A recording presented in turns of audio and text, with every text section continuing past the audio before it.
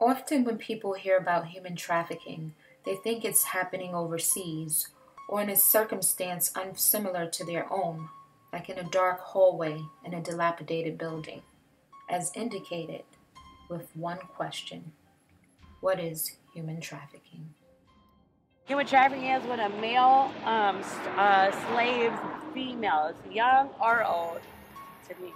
Like when you kidnap a human and you sell that body for sex. In my opinion, I guess human trafficking is when you're buying and selling humans across countries. So, human trafficking is when people are brought across the borders against their will, and then they're sold as a commodity. Human trafficking for me means being sold against your will, being asked to do something that you don't really want to do. I mean, they got like human trafficking going on overseas, and they, they bring people over here, like even women, like little kids, they be in the back of the little trucks and the cars and stuff, and they don't give these people nothing, and then like it's kind of like they be selling their body for sex. That's what the women be doing. They be selling their bodies. You know what I'm saying? They don't even want to do it.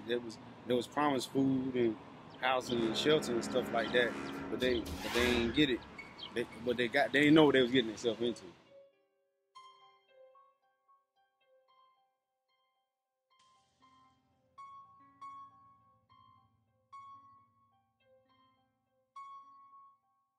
The artistry and beauty of Charlotte, North Carolina may lead one to believe that human trafficking doesn't happen here, especially not in our neighborhoods of affluence, when in fact, it's closer than you know.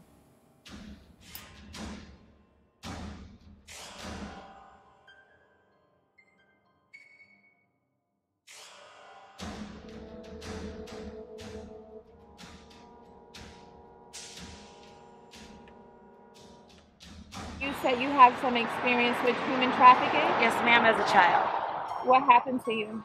I was sold for drugs, and I was tied up in hotel rooms, and guys came in and had sex with me, 11 years old. And I went through it till I was 16 years old. We are queens, and we don't deserve to be treated like we're less than human beings, period. And I know now, because I'm grown. I'm 35 years old now. But, it took a long time because of what was built into me, what happened to me in my life, It's like taking punches to the head after head after head. You know what I'm saying? Right. Oh, you're nothing. You can't do nothing. Damn, your mama did it. You feel like that was supposed to be right? You know what I'm saying? But she was sick. Now I know. She was on drugs. She didn't know no better because her mama didn't know better back then. Okay, it's a cycle. It's a circle. And her mom sold her as well? Well, no. Her mom died early, and her dad was having sex with her. I'm my grandfather's daughter, okay? Lock the doors, lock the strippers in, and basically, whether they're into it or not, have like an orgy that night. What? Yeah, and then it's like, they don't have a choice. So for the regular person who wanted to get involved, what do you think that is? Well, I think it starts with connecting with groups like ourselves and kind of learning what's out there and where the needs are, and really reflecting on their talents and interests and where they would like to be placed, whether that's awareness, whether that's education, whether that's hands-on stuff, with the young women and even young boys and men that are involved in this. The next step would be getting training through a group like Chrysalis or something similar, and then getting plugged in and volunteering where there's need.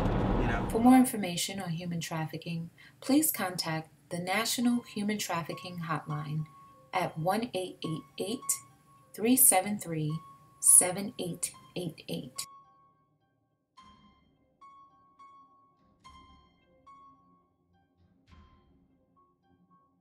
I see God is talking to me, because I just prayed to God, and this is what happened. I just prayed to God at that corner.